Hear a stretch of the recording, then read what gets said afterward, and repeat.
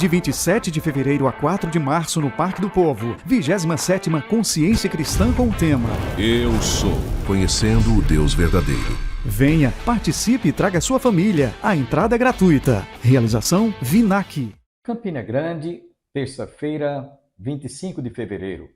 Hoje comemora-se o dia da criação do Ministério das Comunicações. E graças a esse Ministério de Comunicação, ou das Telecomunicações, nós estamos chegando até você, trazendo mais um recado de Deus para o seu coração. Esperamos que você continue conosco. Deus tem uma bênção para a sua vida, para a sua família e para o seu coração. Logo mais estaremos ouvindo o reverendo Hernandes Dias Lopes e o reverendo Jeremias falando sobre perigos e oportunidade. Você também ouvirá ainda o pastor Antônio Júnior trazendo a conclusão da palavra que foi ministrada ontem para a nossa edificação. Mas você vai ficar agora com o coral direto de Jerusalém, a cidade do grande rei, cantando ou interpretando a música Aleluia de Handel. Deleite-se com esta música e logo após você ouvirá o reverendo Hernandes Dias Lopes e Jeremias. Nos aguarde. Adonai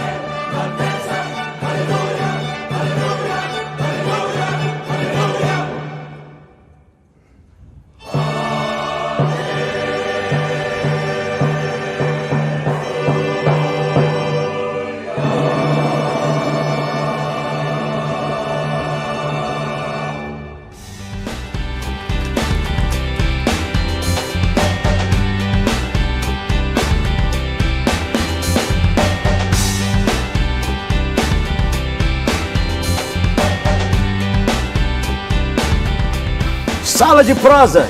Você não está sentindo falta aqui de uma garrafa de café, um pão de queijo, uma broa, não? Nós estamos abertos a ofertas, doações. Aqui, essa conversa boa. Mestre Hernandes, meu amigo amado de muitos anos, amigo, já dormi lá no chão da casa dele, você acredita no negócio dele? Desse jeito. É boa. Nossa conversa de hoje é sobre... Internet, né?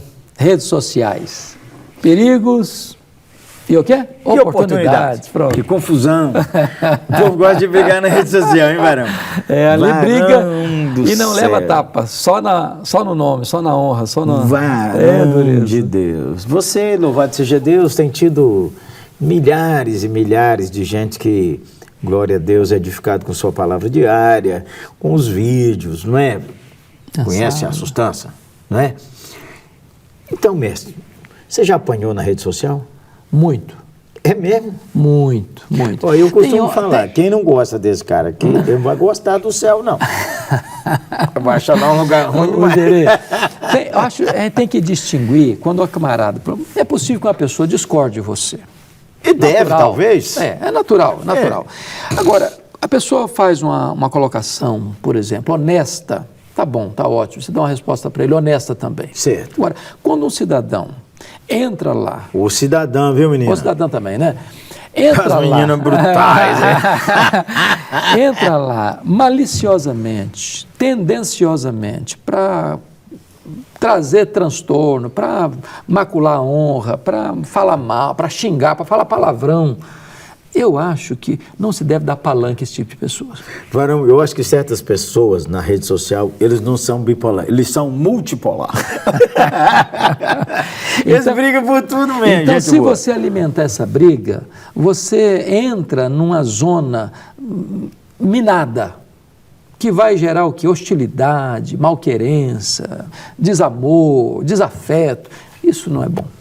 Isso não é saudável. Todo mundo tem na rede social uma oportunidade de aparecer, de falar, de postar suas fotos, de postar seus vídeos, de conversar, de ser um motivo de interação. Mas, ô, gente boa, a senhora que é casada, a senhora que é servo de Deus, o senhor que é casado, o que esses vídeos, essas fotos, você sempre pelado, tá fazendo aí? Fala comigo. É para mostrar para quem? É tenso, não é não? Muito tenso. Pô, pastor de igreja, juventude, de vez em quando roda assim, Varão.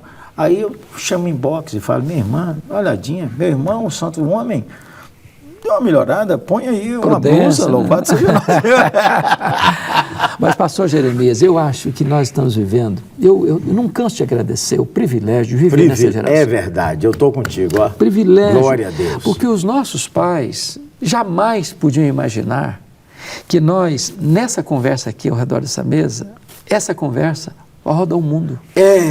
Já pensou que coisa fenomenal? Privilégio enorme, louvado seja nosso Senhor. Você pregar uma mensagem lá na igreja que você é pastor, entre quatro paredes, e ao mesmo tempo real, essa mensagem está espalhada para o mundo. Para o mundo inteiro, é uma bênção. E depois poder ficar lá num canal de YouTube e ser vista por 20 mil, 100 mil, 200 mil, 500 mil pessoas. Louvado seja Deus. Que privilégio. Honra demais. Que privilégio. Agora, tem gente usando para o mal, botando lixo, e mais lixo, e mais lixo. Mas vamos botar coisa boa. Vamos levar a mensagem da esperança, a mensagem da salvação. Vamos construir em vez de destruir. Aproveite. Que privilégio. Ó, seja prudente ao falar, aliás, ao digitar. Seja prudente ao gravar. Busque a glória de Cristo, não é isso? Se a gente buscar a glória de Cristo, tudo muda. Claro, se a gente pensar assim, amar a Deus em primeiro lugar, e o crente tem 3 mandamentos e não 2. Amar a Deus e amar o próximo como a ti mesmo. Mas nosso Senhor Jesus disse que o crente deve amar ao seu irmão como ele nos amou. Amar a Deus, mandamento. Amar o próximo e amar os irmãos. E tratar com honra os irmãos. Só se você for juiz para dizer, esse é irmão, esse não é irmão. Aí, mesmo não sendo irmão, Jesus mandou orar e tratar bem o inimigo. Exatamente. O senhor deu uma pitadazinha aí, eu queria pegar o gancho. Vamos junto. O que se vê, o que se olha, a Bíblia diz que não deve botar coisa imunda diante dos nossos olhos. estatisticamente está provado que 30% dos homens e 20% das mulheres estão viciados em pornografia. O advento da internet uma doença, levou pecado. assim avalanches trem. Então, que conselho o senhor daria hoje para quem está aí nos assistindo nessa prosa, que está enfrentando esse problema, que está aí prisioneira dessas algemas invisíveis? Ô, gente boa, qualquer criança que tenha um smartphone e que o pai não botou um bloqueio lá, já viu uma cena de sexo explícita. Tá aí. Então, tem aquelas ações gerais e as ações do coração. As ações gerais é que deve ter um filtro no seu computador, no seu smartphone, que bloqueia esse tipo de acesso, seja você ou seja seus filhos. Segundo, você precisa ter um encontro com Cristo, seu coração ser inclinado para as coisas do Senhor, pensar nas coisas onde Cristo vive. Uma terceira sugestão é que você tenha um confidente. Quando a gente peca diante de Deus, de vez em quando a gente fica malandro. A gente confessa e volta de novo. Mas quando a gente tem um irmão a prestar contas, a gente, só do irmão olhar para a gente fala assim, não estava mexendo não, não estava não. Porque isso nos confronta constantemente com o pecado. Dá uma dica mais aí. Eu creio o seguinte, também tomar algumas medidas preventivas dentro de casa. Por exemplo, se a pessoa tem essa tendência, o computador fica lá numa sala isolada, bote o computador dele num lugar público, na casa, a sala, por exemplo. Todo mundo passa, não dá para fechar a porta. Porque o coração é enganoso. Como você disse, às vezes o cara fica malandro. Ele chora agora, mas ele já está programando de noite olhar outra vez. E aí eu tenho recebido... O pecado endurece a gente. É. Você confessou honestamente, mas o pecado está te endurecendo para ficar voltando e voltando e voltando. Eu sei bem o que é isso, varão, porque adolescente, a pornografia da gente era nas revistas que a gente olhava escondido com os colegas de 14, 15 anos. Então, veja bem, é necessário que você tome algumas medidas de não frequentar determinados lugares, de não frequentar determinados lugares com determinadas pessoas que estão induzindo você para isso. Porque a Bíblia diz o seguinte, que é arrependimento e frutos dignos de arrependimento. Exatamente. Né? Demonstra. Não é arrependimento, e arrependimento, e arrependimento, e arrependimento, Isso é remorso, hein? Né? Isso é remorso. Tem que ter mudança. Mudança, metanoia. Agora, nós temos um minutinho só aí, vamos pensar em outra coisa. O que é que alguém que está nos assistindo pode fazer para usar corretamente essas janelas para o mundo? Ô, gente boa, curta, compartilhe e comente o que é bom, a começar da nossa conversa. Sala de prosa, tem tanta coisa boa. E você, pense em colocar coisas que edificam. Se você colocar no seu coração, eu vou escrever coisas que edificam. Será bem. Às vezes a pessoa fala, mas eu não sei escrever. Então, bote lá. Alguém que fez, né? Pega um vídeo, passa lá, entra lá, pega um bom vídeo, uma mensagem bonita, compartilhe isso. Sabe por quê? Essa mensagem vai alcançar uma pessoa, às vezes, no limiar do desespero. Essa pessoa vai ver, vai ser alcançada, vai ser uma bênção. Você vai ser um instrumento nas mãos de Deus. O varão, lá na oitava nós temos um costume. O culto está sendo transmitido ao vivo, eu vou pregar e eu falo com o nosso povo. Momento missionário. Abra seu celular, entre na página da oitava e compartilhe e chame alguém. Sabe por quê? O cara não vai chegar mesmo no culto. E se você chamar, pode acordar ele que estava indo para outros caminhos para ouvir a boa palavra de Deus. Use bem as redes sociais. Está atento, né, às oportunidades. Em vez de caminhar para o risco, caminha para a oportunidade boa. Amém? Pois bem, nós vamos voltar, né? Vamos voltar, né? A conversa é boa. Quem sabe...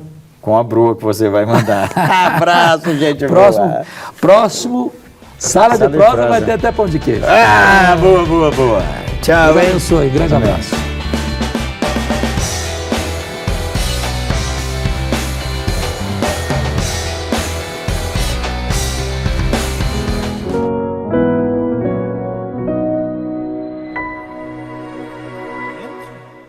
Filipenses 1,6, tendo por certo isto mesmo, aquele que em vós começou a boa obra, a aperfeiçoará até o dia de Cristo. Então, esse amor paciente de Deus para comigo e para com você reflete também em uma transformação contínua nas nossas vidas. Assim, então, como Oséias teve que pagar um preço para resgatar Gomer, Cristo pagou o preço supremo para nos redimir. O amor de Deus não é condicional, mas transformador. Ele nos encontra em nossa miséria e nos restaura para viver uma nova vida. Se estamos longe do Senhor, Ele nos chama ao arrependimento e nos convida a voltar para Ele. Mas aprendemos outra coisa aqui no texto de Oséias, no versículo 3. A paciência de Deus nesse processo de restauração do seu povo. E lhe disse: tu esperarás por mim muitos dias, não te prostituirás, nem serás de outro homem. Assim também eu esperarei por ti. Então, depois de ser resgatada, Gomer precisaria passar por um período de purificação e restauração. E aqui há algo muito significativo, pois a mulher estava contaminada, suja, e precisava se limpar e purificar-se. Então, isso aponta para o processo de santificação que Deus opera no seu povo. Nós aprendemos aqui que a salvação não é apenas um ato momentâneo, mas é um processo contínuo de transformação pelo qual Deus nos molda à imagem de Cristo. Essa transformação, meus irmãos, pela santificação, é quando nós somos separados para Deus. É o que indica a palavra santificação no grego. Agiasmos, na transliteração para o português, agiasmo indica que Deus, Ele separou um povo que Ele salvou e que Ele transformou. Nós fomos transportados das trevas para a sua maravilhosa luz. Nós saímos do mundo de pecado, presos grilhões do inferno, e fomos libertos para viver essa novidade de vida na presença de Deus. Então Ele nos salva, e Ele transforma, e Ele santifica, e é um processo contínuo na vida de cada um de nós. Deus não apenas salva, repito, mas também nos santifica. E cada um de nós estamos nesse processo de restauração, que é outra coisa interessante. De acordo com o que nós vimos aqui no capítulo 3, é um desejo de Deus. Vai, compre de novo. Amém, meus irmãos? É parte do próprio Deus. Porque, em outras palavras, se fosse a nossa mente dizer assim: isso não presta mais não, deixa para lá, isso é um troço, deixa ela embora, deixa ela com seus amantes, vai viver tua vida, vai casar de novo. Não é assim a gente? Mas Deus diz não. Aí por isso que essa demonstração na interpretação desse amor de Deus, que suporta as maiores vergonhas para continuar casado com o amor da vida dele. Então isso é simbólico para dizer para nós e aprendermos em forma de aplicação, que seja qual for a vergonha que nós cometemos pecaminosamente falando contra Deus, Ele perdoa, Ele suportou, e Ele lhe chamou e Ele pagou o preço. Aleluia. Hebreus capítulo 12, verso 14 diz: segui a paz com todos e a santificação, sem a qual ninguém verá o Senhor. 1 Tessalonicenses capítulo 4, versículo 3: porque esta é a vontade de Deus, a vossa santificação, que vos abstenhais da prostituição. 2 Coríntios capítulo 3, versículo 18: mas todos nós, com o rosto descoberto, refletindo como um espelho a glória do Senhor, somos transformados de glória em glória na mesma imagem, como pelo Espírito do Senhor. É o desejo de Deus, é que a sua igreja, que já foi separada, reflita justamente essa imagem, a imagem da glória de Deus, pela nossa vida santificada, transformada, restaurada. Aleluia. Isso quer dizer, irmãos, que nunca é tarde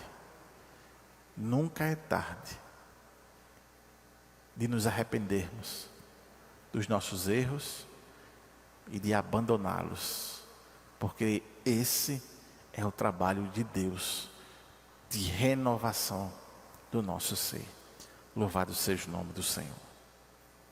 Mas aí, em terceiro lugar, nós aprendemos nos versículos 4 e 5 a longanimidade de Deus, esperando o arrependimento. Porque os filhos de Israel ficarão por muitos dias sem rei, sem príncipe, sem sacrifício, sem coluna, sem estola sacerdotal ou ídolos do lar. Depois tornarão os filhos de Israel e buscarão ao Senhor seu Deus e a Davi seu rei. E nos últimos dias, tremendo, se aproximarão do Senhor e da sua bondade. Aqui, Deus fala sobre um tempo de afastamento e espera. Israel passaria por um período de disciplina, até que, finalmente, buscasse ao Senhor de coração sincero. A paciência de Deus não significa inação, mas um amor perseverante que espera até que seu propósito de redenção seja cumprido. A disciplina na igreja, então, é destaque nesses versículos, porque o Senhor vai aplicar uma disciplina no seu povo, para que eles, num período de disciplina, pudessem então se arrepender e retornar à presença do Senhor. Então, a disciplina, de fato, é um método usado por Deus para restaurar o faltoso. A disciplina, ela não é aplicada para o desligamento do faltoso, mas é para que o faltoso seja restaurado à convivência da comunhão, não só com os irmãos, mas sobretudo com Deus. E muitas vezes Deus permite que nós passemos por momentos de desertos, para que aprendamos a valorizar a sua presença e nos rendamos completamente para Ele ou a Ele. A volta de Israel ao Senhor aponta para a necessidade de buscarmos a Deus com temor e tremor, confiando na sua bondade. Muitas vezes nós passamos por vales sombrios, tempestade, como já pregamos aqui, justamente para aprendermos que o amor de Deus se expressa nesse cuidado dele em meio à tempestade, em meio aos vales sombrios, em meio ao deserto.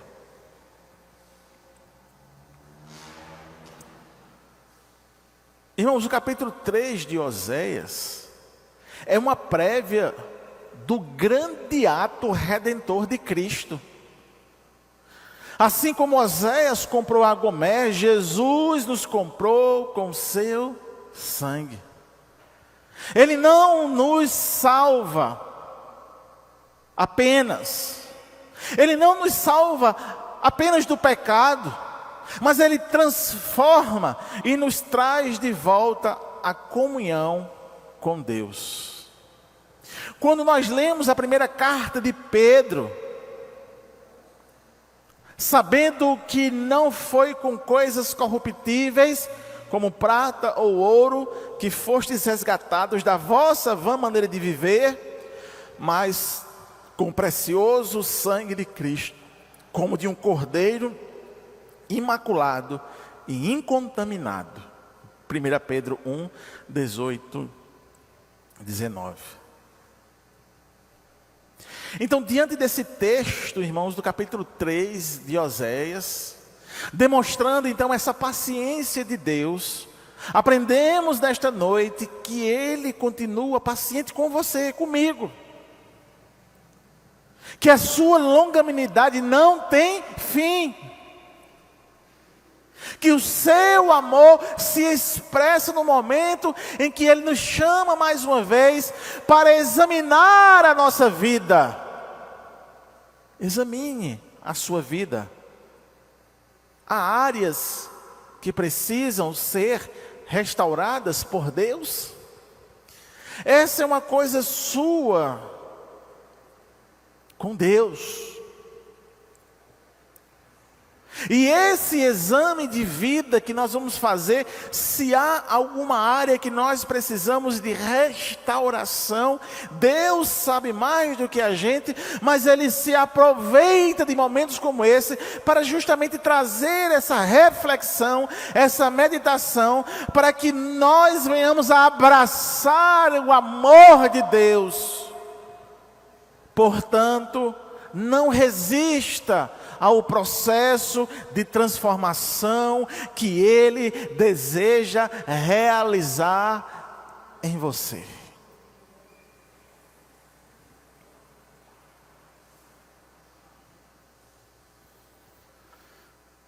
Por mais que nós venhamos a resistir, às vezes, pelos anos de igreja, às vezes, pelo título eclesiástico, e às vezes pelo engano da nossa mente, que pensamos assim: eu sou o cara, eu sou perfeito, eu não tenho nenhuma rusga. E é aí que você está todo rusgado, porque nós precisamos e estamos nesse processo contínuo de transformação pelo amor do Senhor. Louvado seja o nome dEle. Ele deseja realizar essa transformação em cada um de nós.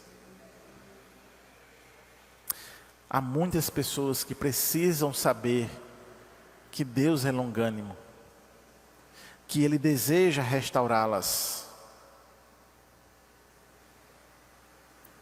E eu penso que essas pessoas estão aqui hoje.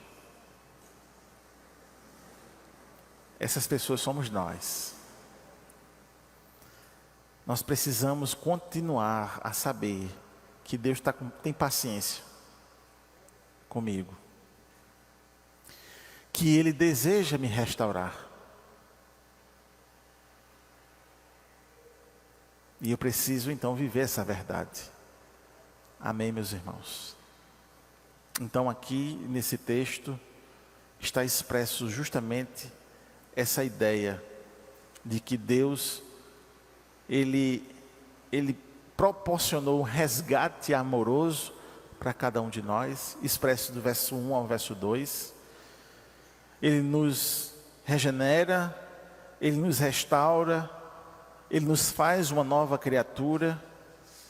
O seu amor é paciente, é transformador. E a paciência de Deus é se expressa nessa vida que nós vivemos, nesse processo de restauração. Portanto, meus irmãos, que nós venhamos a olhar essa longanimidade de Deus e nos arrependermos de fato, todos os dias das nossas vidas. Graças a Deus, porque sentimos o quanto Deus falou ao nosso coração através da ministração da palavra, por intermédio do pastor Antônio Júnior, reverendo Jeremias também e Hernandes Dias Lopes. Nesses instantes finais, eu quero lembrar a todos que no próximo dia 27, na quinta-feira, depois de amanhã, será a abertura de mais uma edição do Encontro para a Consciência Cristã, de 27 de fevereiro a 4 de março, lá no Parque do Povo. Você não pode perder. Deus abençoe a você e até amanhã, se Deus quiser.